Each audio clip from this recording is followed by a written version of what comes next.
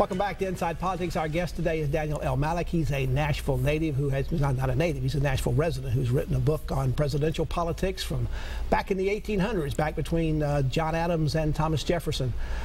Mr. Mallock, I noticed in looking at the book how similar the issues were to some degree that both Adams and Jefferson had to deal with. Both of them blundered in some ways, Adams with the Alien and Sedition Acts, and Jefferson with his embargo acts, both of whom led states and people to talk about things that we hear a lot in the news in recent years, which is nullifying those acts by the states or seceding from the government. It's amazing how those issues in American politics just continue to thunder down and echo through the ages. One of the concepts that they both came to agree upon, and Jefferson talked about in his first inaugural address, after having been an incredible partisan to destroy Adams, his party, the Federalists, and get his own party, the Democratic Republicans, into office, which is one of the reasons why he accepted the vice presidency as a stepping stone on his path of change. He thought the Federalists were taking the revolution in the wrong direction. So, yeah, there's no question about that. One other thing that struck me, particularly with what's in the news recently about the Supreme Court, one of the things that Adams was criticized for after he was defeated for election, but before he left office, were what were called the midnight appointments. One of those midnight appointments that he got confirmed through the Senate very late in his term after he was defeated was John Marshall's appointment as Chief Justice of the United States. John Marshall's probably the most significant member of the Supreme Court in its history because it was under his leadership that the court went into the idea of constitutional review, declaring actions of the president or the Congress to be illegal. Adams said that the greatest gift he ever gave to the country was John Marshall. So, and he might be right. He may be right. Jefferson did not like Marshall at all, and Marshall did not like Jefferson. Jefferson opposed judicial review for years, thought it unbalanced the balance regime in the balance of powers. The balance of powers. He thought that would put the judiciary outside that regime, so he opposed it. As we close out the show, let's talk just a little bit about how, when they began their relationship back to write these letters, how it took a while.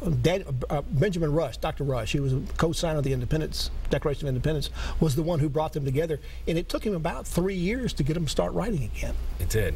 He worked on Adams for well over a year. Then he started working on Jefferson, you know, really planting seeds for an eventual renewal of their friendship. And they'd say, oh, we're still friends, but I'm not going to write the first letter. I have no problem with Adams, really. I wish him well. And Adams would say, I have no problem with Jefferson. I wish him well. What finally brought this forward was Jefferson's friend Edward Coles went north from Virginia to visit and do a tour. He visited Adams.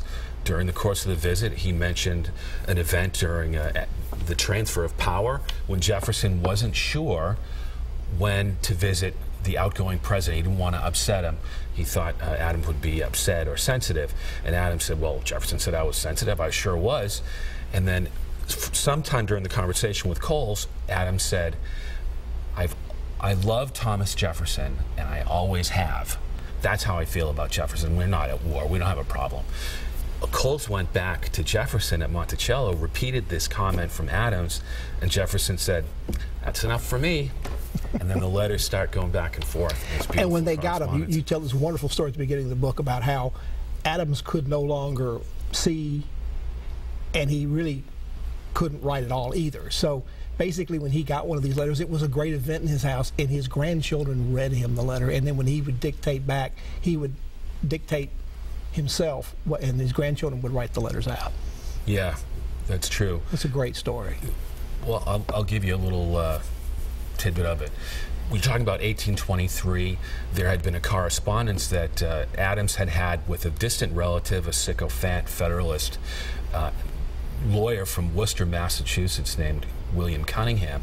They had a long back and forth correspondence in which Adams was trying desperately to defend his political record, defend his presidential time, and was very, very, very critical of other politicians and people he knew personally, including Alexander Hamilton, who both Jefferson and Adams disliked profoundly, as well as Jefferson. So over the course of this correspondence with Cunningham that was private.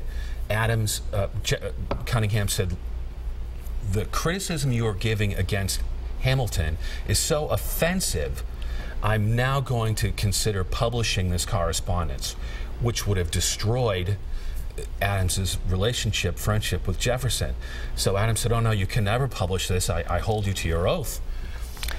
Mr. Mallock, thank you so much for coming on the show. Thank you, sir. It's an honor. I know you enjoyed being in Nashville. Look forward to your second book, which I suspect might be about the Civil War. I think your suspicion is correct.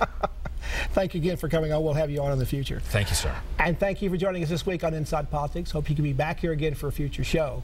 If you can't get enough politics in the meantime, go to the News Channel 5 website. You'll find my Capitol View commentary there. There's new commentary posted every Friday afternoon. Enjoy the rest of your weekend, and we'll see you back here next time. Goodbye.